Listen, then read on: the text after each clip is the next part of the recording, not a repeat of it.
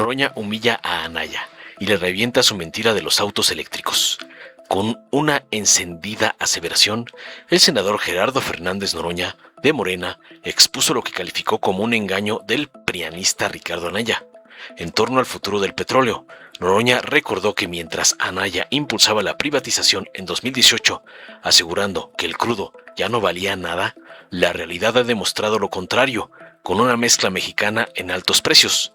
El morenista contrastó esa postura con la defensa de la soberanía energética, argumentando que si la narcoderecha hubiera ganado, el país estaría hoy con más endeudamiento y sin producción propia. El senador morenista desmontó el falso argumento ecologista de sus narcoadversarios al revelar un dato clave: los autos eléctricos se hacen con petróleo. Noroña subrayó que, lejos de desaparecer el hidrocarburo, sigue siendo vital, y puso como ejemplo la política militarista de Estados Unidos para tomar el control de los energéticos. Con un discurso cargado de historia, celebró los 88 años de la expropiación petrolera y arremetió contra el panarco Anaya y la narcooposición, a quienes llamó vendepatrias, destacando que hoy, con la designación de Cuauhtémoc Cárdenas en Pemex, se consolida la independencia energética. Veamos enseguida cómo Noroña revienta al narco Anaya por ladrar que el petróleo ya no sirve por los autos eléctricos, cómo le mandaron sus narcoamos, el junior tóxico Claudio X y el evasor Salinas Pliego. Se cumplen 88 años de la expropiación petrolera, no es cualquier cosa. Voy a recordar otra vez la historia. Hay un libro que recomiendo muchísimo, que se llama, seguro digo mal el nombre, pero en esencia eso es el título, Orígenes del Nacionalismo Revolucionario, Orígenes del Nacionalismo Petrolero en México, que lo hizo Lorenzo Meyer. Es un gran libro, y cuando el gobierno de Enrique Peña Nieto, junto con el PRI, el PAN y el PRD, acordaron entregar el petróleo y la energía eléctrica al capital extranjero, ese que es un libro extraordinario desapareció de las librerías, no lo conseguías. Yo lo recomendé mucho porque hace un recuento histórico del tema, que yo lo reduzco en unas pinceladas a Porfirio Díaz regaló el petróleo, con tal de que vinieran las empresas extranjeras con su tecnología a extraer el petróleo, se lo regaló. O sea, no pagaban nada, ni impuestos, ni según generaban empleo, como dicen, o sea, empleos mal pagados, con racismo, con maltrato. Nueva York se lo debe lo que es a Venezuela y a México, petróleo de Venezuela y de México, en buena medida. Y todo este crecimiento impresionante, ¿no?, de la ciudad de los rascacielos tiene que ver con el petróleo, con la riqueza petrolera que obtuvieron de nuestros pueblos, de nuestras naciones. Entonces, cuando Madero triunfa en la revolución, lo único que propone es que cobrar 20 centavos por tonelada de petróleo exportado. No pagaban impuestos por el petróleo que vendían en México, que era el petróleo que extraían del subsuelo de nuestra patria. No pagan impuestos por el petróleo que exportaban, y 20 centavos por tonelada, y les pareció demasiado y lo mandaron a asesinar. Yo sostengo que esa fue una de las razones de que la embajada de Estados Unidos complotara.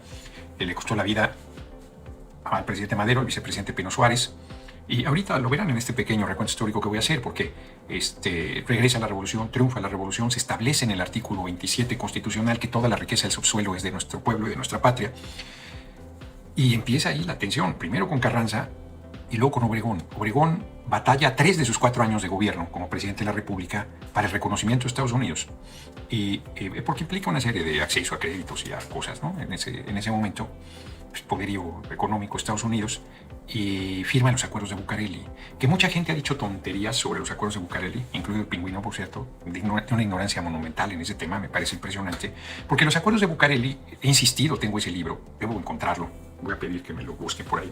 No, por ahí no, en los libros. Yo tengo los acuerdos de Bucareli escritos en español y en inglés. Una edición hecha por él, la Secretaría de Estado del Gobierno de Estados Unidos. Y en esencia, lo que los acuerdos de Bucareli plasman es que el petróleo pertenece a las petroleras. Porque a partir de que se aplica, que se establece la Constitución, pues el petróleo es nuestro. Y las petroleras dicen, no, ya no lo había regalado Porfirio Díaz. No pueden aplicar de manera retroactiva.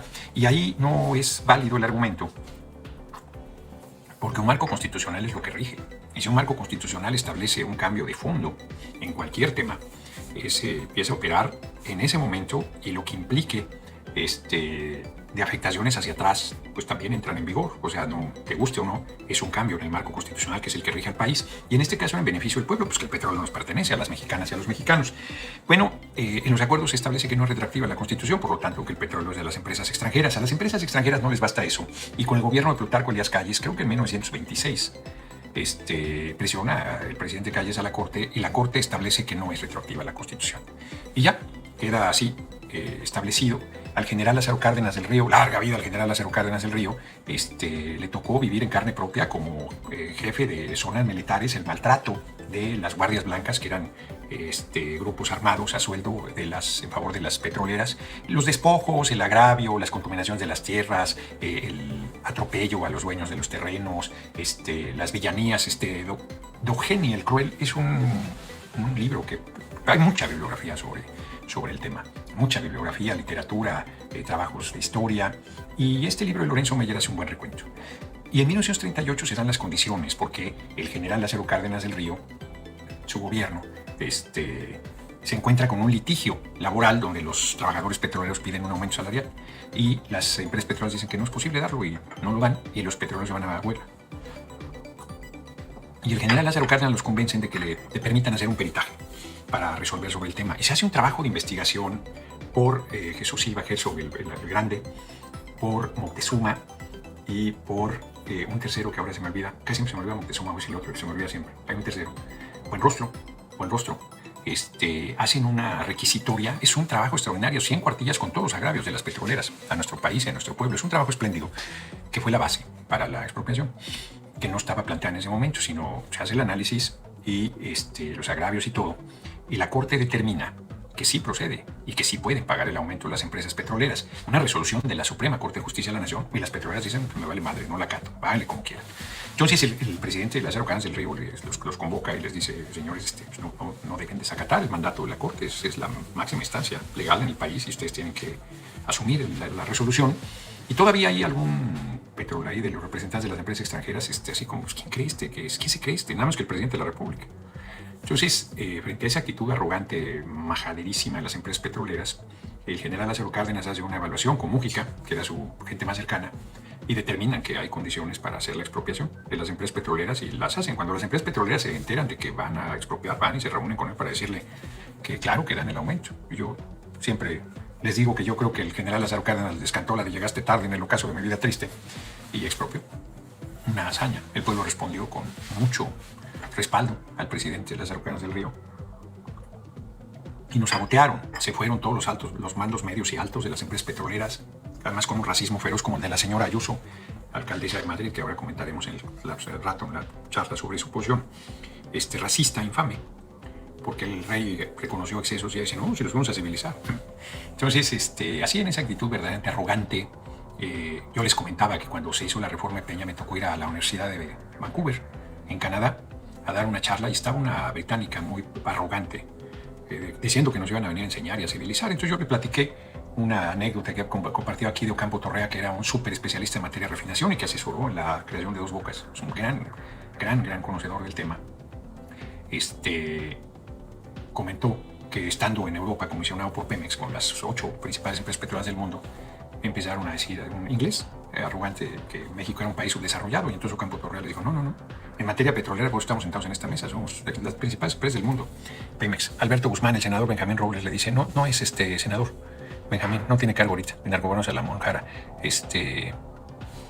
Pues muy desafortunadas las declaraciones. Gran compañero Salomón Jara, puede tener críticas y defectos, pero es una infamia que lo acusen de vínculos con el narco. Eso es una intriga, es una calumnia. Entonces, volviendo al tema, por cierto que fui solidario con Benjamín, que hace pocos días se murió su padre, le mandé mis condolencias, ¿no? Una pérdida muy fuerte, se te muera tu padre, ¿no? Entonces, nos sabotearon, se fueron, no le permitían entrar ni de un tornillo, y la gente, hay anécdotas bellísimas de cómo sacaron adelante a Pemex. Saludos, comandante Noroña, feliz día de la explotación petrolera, 88 años, larga vida a nuestro general Lázaro Cárdenas del Río. Y ya desde entonces decían que el petróleo ya no servía, ¿no? Y cuentan que hicieron algunas con conchas de mar y tal para ayudar a hacer los procedimientos, y lo hicieron. O sea, nuestro pueblo es cabronamente creativo, ingenioso, y sacó adelante a Pemex y la convirtió, pero les decía algo de Ocampo Torrea. Entonces, no, México es subdesarrollado, ¿qué les pasa? México está en las principales petroleras del mundo, Pemex. Bueno, entonces dice el inglés, but what about the corruption? ¿Qué quiere decir? ¿Y qué pasa con la corrupción? Entonces Ocampo Torrea le dice, no, ahí también somos subdesarrollados, ahí sí somos subdesarrollados, no invadimos países, no saqueamos naciones, no asesinamos pueblos y queremos seguirlo siendo. Entonces yo platiqué esa anécdota, Alberto Guzmán, Alito, reciclando todo lo que se pueda, así, Rosario Robles, ahorita lo comentarios. Pemex ha sido y seguirá siendo una empresa petrolera muy importante, las más importantes del mundo. Fue mucho el daño que hicieron los gobiernos neoliberales y el compañero presidente la puso en pie nuevamente, construyó Dos Bocas, que acaba de haber un accidente y ya está celebrando la derecha garruñera. Lamento mucho la pérdida de 5 personas, perdieron la vida, creo. Lo lamento mucho, mi solidaridad. Por supuesto que habrá las indemnizaciones correspondientes. Eso no resuelve, pero es un compromiso mínimo, ¿no? Y además de hacer las investigaciones de qué fue lo que sucedió. Y eso pasa en complejos tan fuertes como el de Dos Bocas. Compró Deer Park, la mitad, que no teníamos la mitad. Y todos, a Anaya lo traen en jabón, pues, diciendo que el petróleo no servía y el gobierno de Estados Unidos no se entera, y invadiendo a la República Bolivariana de Venezuela, interviniendo militarmente para quedarse con las reservas petroleras más grandes del mundo. Han vendido 80 millones de barriles de petróleo, no les han dado ni un centavo a Venezuela, ni un centavo, y ya se llevaron su oro también. Irak es el tercero, Irak es el quinto, Irán es el tercero. Más importante en reservas petroleras. Entonces, pues Estados Unidos va sobre el tema del petróleo, que el general Lázaro Cárdenas nos lo entregó, y estos vendepatrias que supuestamente eran sus sucesores lo entregaron. Cuando el compañero presidente, aquí lo he platicado también, nos reunimos a la semana del triunfo electoral, eufóricos todos, como diputados, diputadas, electos, electas, senadores, senadoras, electos, electas, y él como presidente electo. Una reunión singularísima, porque él escuchó a todo el mundo, fue una sesión larga. Yo intervine ahí también, y la verdad es que ahí nos dijo que se habían alcanzado a entregar el 20% del petróleo, que no se iba a pelear, que eso ya, que con el 80% salíamos adelante, y que iba a generar 55, 45 en Comisión Federal de Electricidad, que el daño que le habían hecho a CFE fue brutal. Lo que hizo en los 6 años el compañero presidente Emanuel Bartlett es una hazaña, la verdad, para recuperar Comisión Federal de Electricidad. Entonces, hoy a 88 años se ha anunciado que el ingeniero Cuauhtémoc Cárdenas Solórzano, larga vida el ingeniero Cuauhtémoc Cárdenas Solórzano, va a encabezar un área de planeación estratégica de petróleos mexicanos. Muy bien, la verdad, qué importante esa designación.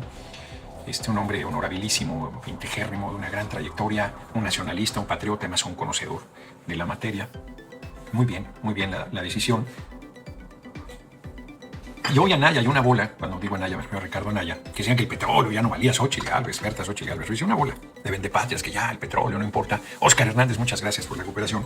Pues se dan cuenta que no es así, que pues les ha puesto en exhibida el presidente Trump con su determinación. Aquí les leí parte de la estrategia de seguridad nacional, donde considera que es prioritario para ellos mantener soberanía energética y tomar la energía de donde sea para apropiársela, que es lo que están haciendo con Venezuela y pretenden hacer con Irán. Entonces, es muy importante para nosotros esta fecha. Lo ha sido durante mucho tiempo. Pemex tenía, cuando hicieron la entrega de todo esto, que ya la habían minado mucho, aún así Pemex tenía el lugar 39 entre las principales empresas del mundo. Comisión Federal de Electricidad del 491. La otra empresa era todo lo que implica Telmex y Telcel y tal, ¿cómo se llama? América Móvil de Slim, lugar 139. Solo 3 empresas, y las 3 eran públicas, incluido Telmex. Es la única privada ahora, América Móvil.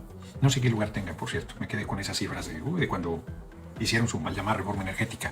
Y hoy el gobierno de Estados Unidos, voraz por controlar los energéticos, el petróleo particularmente, que decían que ya iba a desaparecer, que con energías contaminantes, fósiles, que no servían, que no sé cuántas cosas, pues los carros eléctricos se hacen con petróleo.